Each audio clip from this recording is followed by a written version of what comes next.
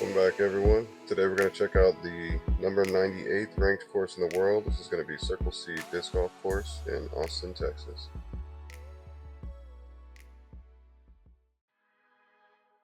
We're going to be looking at the long tees today. It's going to be the blue course. It's going to be a 540-foot par 4 right off the bat to get your day started. You're going to have this ceiling here to deal with. It's 10 feet. And the key about that is you want to get off to the right on this fairway. You end up on the left side, you can pinch yourself off with a corner tree up here and not really give yourself a chance at the second fairway, which is around the corner to the left. You can land anywhere near this tree or these manholes over here on the right side. It'll give you a pretty open, straight shot down this fairway to the pin, which is dead center in the very back of the tunnel. As you get closer to the pin, you want to make sure not to overshoot, because if you end up on the back side of it, you can get trapped behind many trees over there. The key for hole 2 is realistically to make it through this gap right off the bat. It's only about 3 feet wide, and once you get through here, you need to get it a little bit high so that you can get the disc to get over to the right side, just to the right of this log here. There's no OB on this course, is what Udisc states, but this plays as like a little river is what it looks like, and then it makes an island. So you want to land on this island, and if you end up on the right side of the basket, you may go down a little bit of a hill.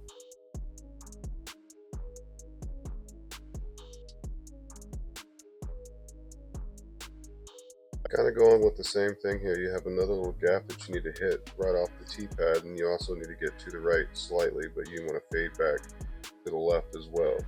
Again, you've got a short gap that you need to hit and some tree line that you need to work.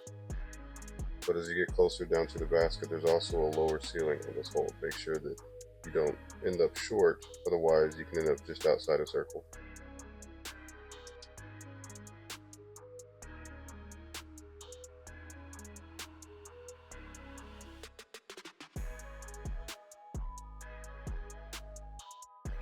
Hole 4 here kind of is the last of the 3 short holes that you're going to give yourself back to back to back. If you go to the right of this main tree that's right here in the center, it gives yourself the best chance of making it to the actual green for a putt. If you end up to the left, you can end up slightly short just outside a circle, or stuck behind a few trees that won't give you much of a shot at all.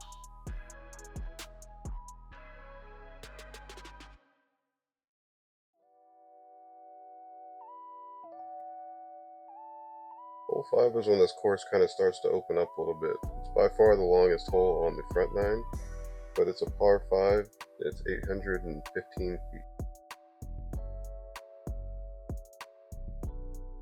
To the right here is the short pin, and to the left is the previous hole. So you want to make sure that when you're coming through here, you don't end up to the left, and you for sure don't want to end up right. But this guardian tree right here is a good placement shot to get you almost to the corner of this hole. You can flex through there and get something to push this back tree line and land anywhere in this area right here. You're doing pretty good off the tee.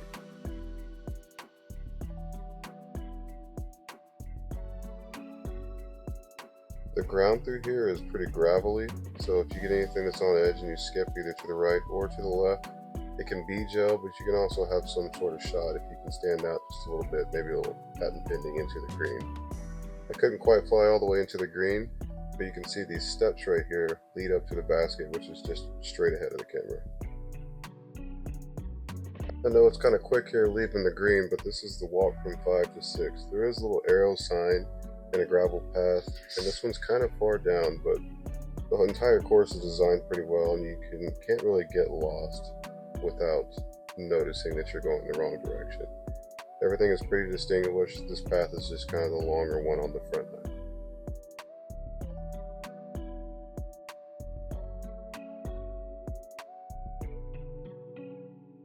We got another par 4 here, and you really want to play this right gap that the drone is flying. If you play the left gap, it looks more enticing off the tee, but it doesn't really get you the shot that you're going to want to get to the landing zone.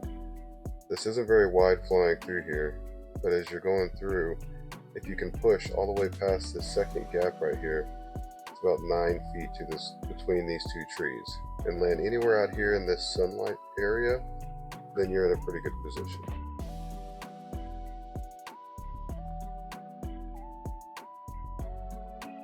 From here you've got two guardian trees that are dead center of the fairway. Those become your biggest issue on your approach shot for the most part, unless you have a big arm and you decide to take it over the top. The tree line is pretty sparse, coming from the high ceiling, so it will fight through and land on the green if you have that power.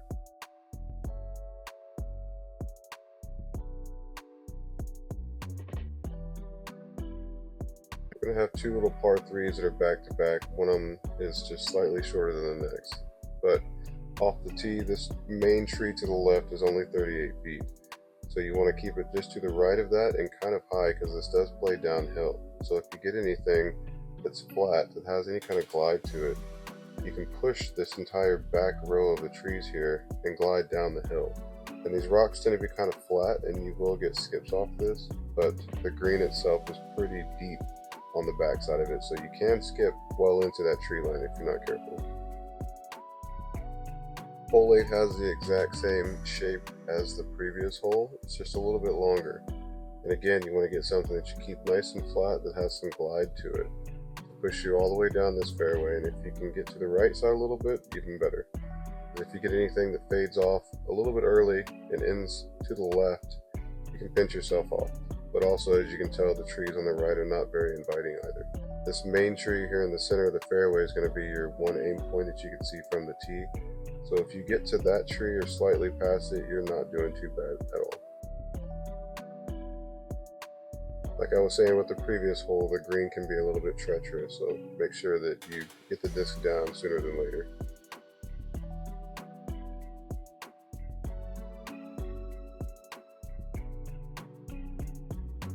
Our last hole for this video is going to be hole 9, 243 par 3, but it's also only 10 feet wide and has an elevation of about 30 to 40 feet. It doesn't look like it on video, but this is a very uphill shot. If you want to make a mistake, your mistake is to land anywhere over here on the left. The right side can trap you, but there are some gaps as long as you push through.